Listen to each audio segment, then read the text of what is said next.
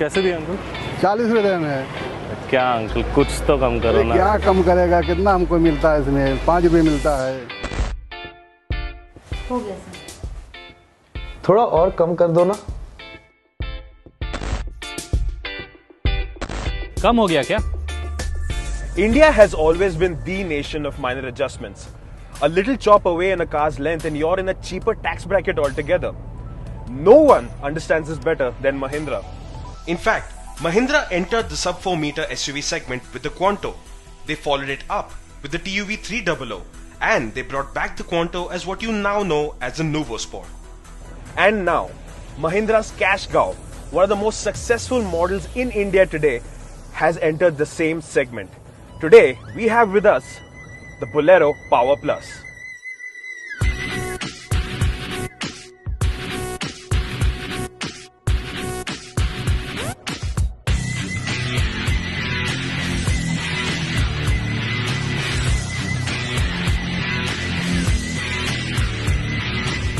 On the surface, the Power Plus still looks like the good old Bolero.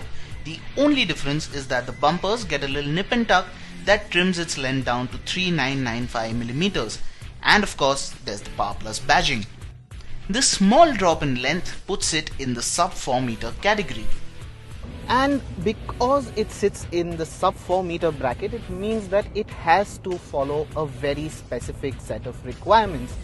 One of which is that the diesel motor cannot be larger than 1.5 liters. So it gets exactly that. It has a 1.5 liter M-Hawk 70 motor that produces 71 bhp of power and 195 Nm of torque. That is a full 8 PS more than the standard Bolero, and thanks to the micro hybrid technology, the ARAI rated fuel efficiency has gone up to 16.5 kilometers to the liter. Tushar and I have been driving the Bolero Power Plus for a while now, and first impressions are that the 1.5 liter motor is evidently quieter compared to that on the standard Bolero. NVH levels are better controlled and it doesn't shake, stir or vibrate like the standard one. Now it isn't completely gone, and in case you're wondering, yes, the gear stick does do a little dance when you switch the engine off, but it can be called slightly mature. Also, the clutch is light, but the travel is a bit too long, and couple that with the long throw gear lever, your intra-city commutes will get a little taxing. Thankfully, the steering is light, which will take the sting out of maneuvering it inside the city, but the turning radius is awfully large, so you will have to think twice before making that quick U-turn. Now, this thing isn't really a corner carver, so don't expect terms like feedback or cornering feel from this steering. It pretty much just gets the job done. So what do we not like? The brakes. The bite is weak and the pedal response is awfully vague, which keeps you guessing for most of the time. Also, the ride quality. Like you'd expect of most tall by Mahindras, it's rather choppy. I mean, it won't get bullied by a pothole or, broken patches on the road, but the ride quality, it is noticeably bouncy.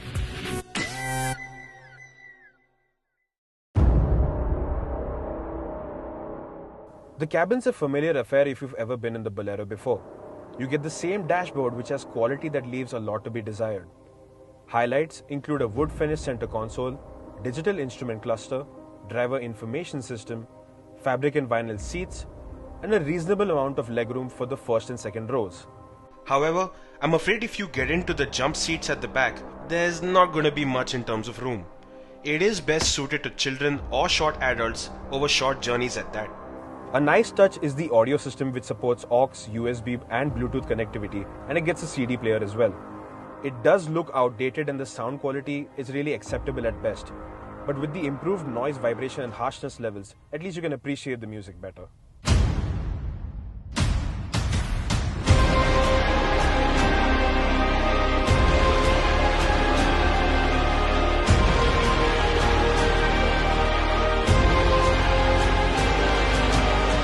Now, variant to variant, the Bolero Power Plus is around 80,000 rupees to 1 lakh cheaper than the equivalent standard Bolero. And for the savings, you lose, well, nothing. The fact is, the wheelbase is still the exact same, so you still get the nice and big cabin. The engine may be smaller, but it's more powerful, equally torquey, more fuel efficient, and more refined. Even the music system, you get more connectivity options with it. The only catch? You don't get the same 2-year unlimited kilometer warranty as a standard Bolero, but what you get instead is a 3-year, 1 lakh kilometer warranty, and let's face it, not exactly stingy, is that?